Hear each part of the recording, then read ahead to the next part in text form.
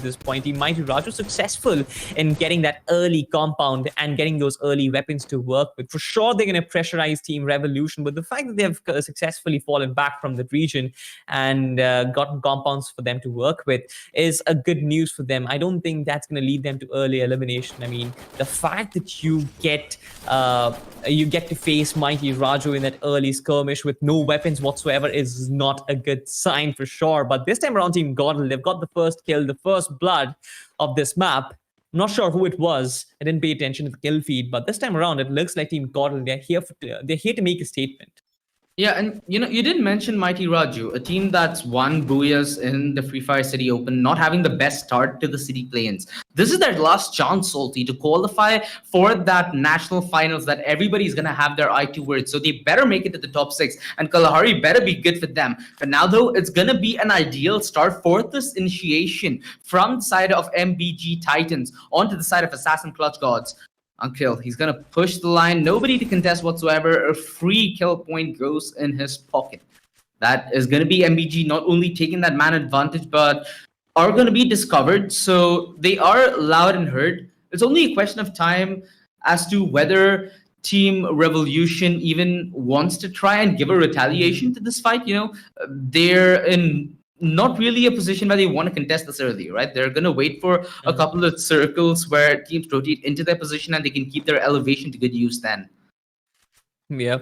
I mean, something which I've really observed in Free Fire City Open is the fact that teams really rely on their scouts. They really love to send in a player forward. I'm not sure if it is because of getting information or probably getting a split loot, but they haven't been able to perfect the art of scouting as of yet. I mean, you look at someone like a Team Elite, right? They always send in a player like Iconic. If they drop in Cape Town, they're going to send in a player like Iconic towards peak and try and get information there and then fall back, right? Someone like a Team Elite have been able to master that because of years and years of playing with these teams. They haven't been able to do that. And most of the time, they've been losing that player early on, which is costing them later on pretty heavily. So I feel like, I mean, you can restrain on that strategy and maybe decide on something else. But this time around, we can see the Team OG, they're already peppering some bullets against Team MBG Titans.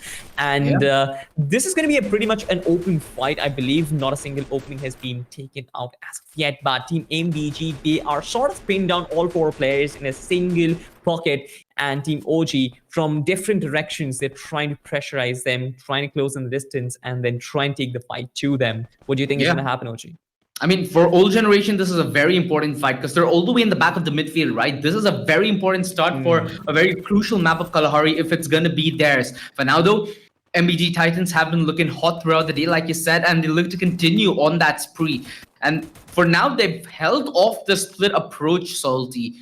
But they have scouted the rotation. MBG Titans know exactly what cards are on the table, and they're ready with a complete bamboozle move, potentially, as they themselves are employing the same medicine used against them, but of what avail. They've managed to get a different position, but Uncle is taken down, and he's going to be confirmed as well. Now being a man down, this is when Old Generation decide to push the fork. The best time to do so, because now comes the repositioning phase, which is going to be very chaotic considering the time. The nade is going to hit the Mark Mahadev. He's applying the pressure for sure, not giving any breathing room whatsoever. Blue Wall deployed Zuman. He's trying to go for the push close range with the shotgun, completely delayed Rahul. The backups here, the push. Again, these shotguns are lethal up close and personal. The trades, pitch perfect. They do a 1-2 in perfection, and there's simply no response to that. The man advantage. Thank you very much, sir, as they've left a very wounded MBG Titans. In fact, it's only Teju who survives, who's been hunted down as we speak. MP Gamer, simply relentless in his pursuit for kills, and Old Generation finally looking to be revitalized here in our play-ins. Yeah, but they will want to keep that slate clean, right? They don't want to get a player taken down in the process. Pubai is already down. They don't want him confirmed as well. They want to retain that 4-man alive, at least. MP Gamer really, really close with a P90. And oh no, Teju gets a kill, and that's exactly what I thought would happen. Old Generation trying to be a little too overextensive in this at this point. I guess MP Gamer, if he goes down at this point, Teju would be good enough because his mission would be complete. His objective would have been achieved.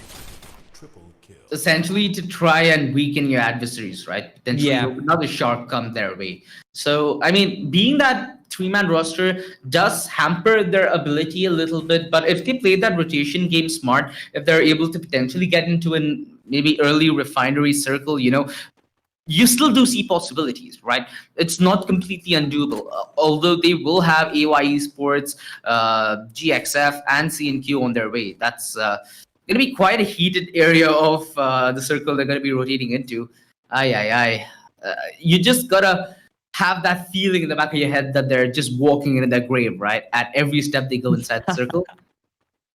True that. I mean, they're not aware of it, right? But as soon as they find out that the fact that Team AY Esports are right in front of them, Mahadev, look at that. He spots a Vishesh, but wouldn't be able to shoot him down. But at least the information has been relayed. But how do they react to it? MP Gamer still hot in his pursuit. I mean, this guy has been looking out for kills over and over again, missing quite a lot of shots. Vishesh taking a little bit of damage, but Team AY Esports still surviving on that Carnage. Team OG Gamer are now at a disadvantage. Look at this position right there. They have the high ground advantage. They have the cliff advantage as well. The only way Team OG Gamers can close out the distance is by taking an open route, which gives Beast a clear line of sight to completely bamboozle OG Gamer in the process. What do they do? Do they fall back or do they keep pressing forward? That is the pertaining question at this point. I mean, if you're going to do that, there are several squads around the vicinity to third party as well. So it's essentially like swimming, breathing in a shark territory. You're like inviting threat to yourself. Not the situation you'd like to be in at any means. Of course, we're at a stage where Kalahari is going to decide how the midway of most of these teams are going to be, right? We're going to get a defined midfield. So if you're a team who's not had the best start, this is when you'd like to perform to make sure you're in a position to salvage and still attempt to go for the throne. That's what you're after, because at the end of the day, top 6 from our play-in day 1 is going to qualify for our play-in finals. But having a good placement, having a good showing is something that they definitely want to do in their back of their mind. For now, Tex, they're getting that first knock, which is cool, and both teams disengaging. They know of each other's presence. And a delayed fight at Clock Tower. We've seen a lot of massive fights at Clock Tower lately, Salty, and these two teams being here, if it's going to be the area the circle favors, it's going to be utter carnage. Yep.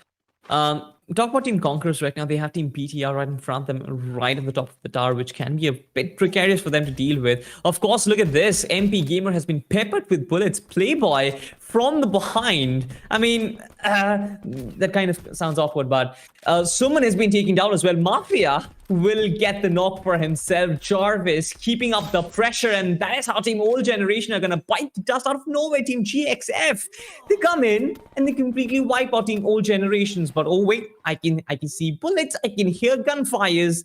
I guess Team GFX might receive some similar treatment, but look at this, Akshay with the Max 7, pretty up close and personal against Ritesh, but both of them have been missing a lot of shots, and oh my god, Ritesh comes back. What? Akshay, I mean, this is nonsense. This is nonsense. What is happening? Talk about having a messy fight. This is gonna be a nice consolation kill frag to Pocket, considering alright, just finish him off. Come on. It reminds me of Raju from 3 Idiots, man. The way he jumped off his principal's roof.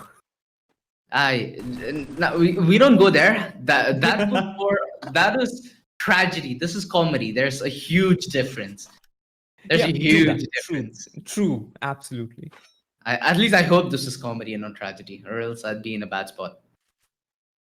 True that, but I mean, let's just skip that, but talk about Team AMR, Mighty Raju. I mean, that is kind of the reason why I kind of synced both up. We have Raju here as well, Raju there, but either way, Team Mighty Raju still holding on to the position. I mean, BTR, the fact that 2 players are still up on this tower, but they lost 2 players in the process, right? Ritesh and Maximus, which shouldn't really have been the case, honestly. And puts them at an utter disadvantage, especially in the final circles. How they come out of that tower and rotate inward. But the circle looks to be forgiving. I mean, it is a pretty much a central circle, which most of the teams are predicting. And I don't believe it's going to be a very difficult rotation for them, apart from Team Assassin's Clutch God. I mean, look at the Southern Command Post. So they look to be in a precarious position, especially with one player down. I believe the Team GXF. The recovery was fine because the last time I saw Team GXF on my screen, they were the ones who were being peppered with bullets. But this time around, I guess they have turned the tide. And this has happened not just once, they have done it time and time again. So good stuff from them, I guess. And one more thing to notice is the circle is now moving away from refineries, so we're going to be denied a refinery finish, which is something that we've gotten to see a decent bit of lately, and it's good to see that trend continue. Because quite frankly, the refinery finish was getting a bit boring. Not gonna lie, seeing that Verticality always play the mixes, it's like an Uno reverse card, right? You simply don't know where to put your eggs in which bag. But for now, it seems that Team C and Q. And at this point, I guess Team Assassin's Clutch God, even they are in a position where rotation is almost difficult. But the fact that Smokey is pretty close to the circle kind of grants them that additional advantage. It's like that lifeline that you can still play forward for that heal battle and get a few extra plays